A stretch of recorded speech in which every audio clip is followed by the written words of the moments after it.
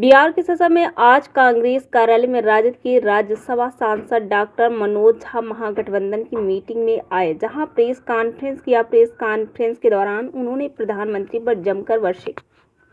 उन्होंने कहा है कि मैं बार बार कहता हूं, मुसलमान इंडिया पाकिस्तान किए बगैर हमारे भारत के कथाकथित यशस्वी प्रधानमंत्री पार्षद का चुनाव नहीं जीत सकते हैं, पार्षद का चुनाव नहीं लड़ सकते हैं।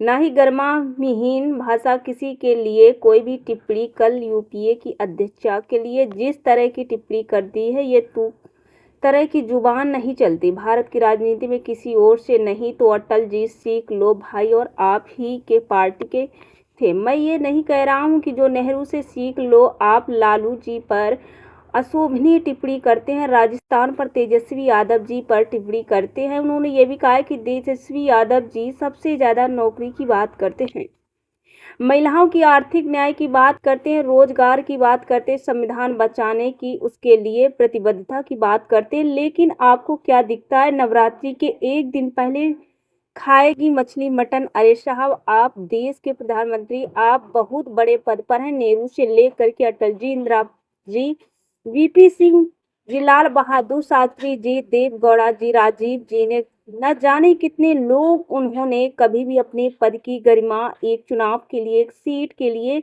गिरवी नहीं रखी।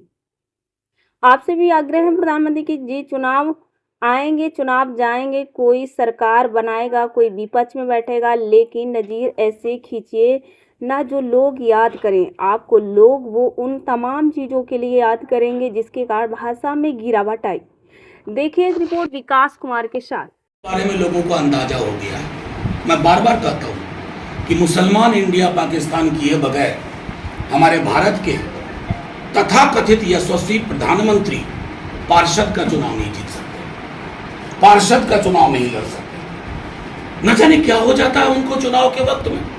गरिमा विहीन भाषा, किसी के लिए कोई भी टिप्पणी। कल यूपीए की अध्यक्षा के लिए जिस तरह की टिप्पणी कर दी, ये तू तरह की जुबान नहीं चलती है भारत की राजनीति में।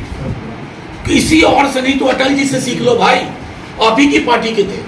मैं ये नहीं कह रहा हूं नेहरू जी से सीखो। आप लालू जी पर अशोभनीय टिप्पणी करते हैं, राजस्थान में तेजस्वी यादव जी पे टिप्पणी करते हैं।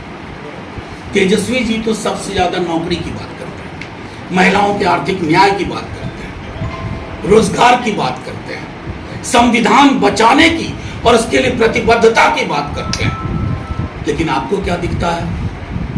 नवरात्रि के एक दिन पहले खाई गई मछली मटन। अरे साहब, देश के प्रधानमंत्री हैं आप, अब बहुत बड़े पद पे हैं। नेहरू से लेकर के अटल जी, मनमोहन सिंह जी, इंदिरा जी, वीपी सिंह जी, देवेगौड़ा जी, लाल बहादुर शास्त्री जी और न राजीव जी और न जाने कितने लोग, उन्होंने कभी भी अपने पद की गरिमा एक चुनाव की एक सीट के लिए गिरवी नहीं रखा। तो आपसे भी आग्रह है प्रधानमंत्री जी, चुनाव आएंगे, चुनाव जाएंगे, कोई सरकार बनाएगा, कोई विपक्ष में बैठेगा, लेकिन नजीर ऐसी खींचिए ना कि लोग याद करें आपको। लोग तमाम उन चीजों के लिए याद करेंगे जिसके कारण भाषाई गिरावट आई।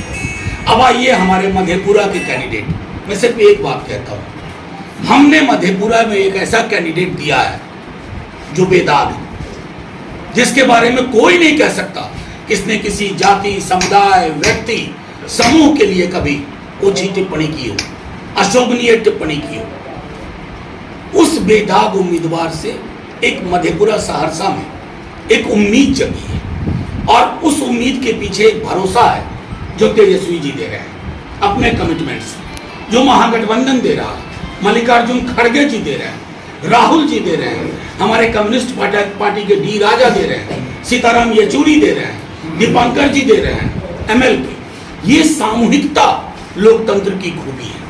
ये जो अलग अलग जाति समुदाय के लोग हैं, ये हिंदुस्तान के लोकतंत्र की खूबी है।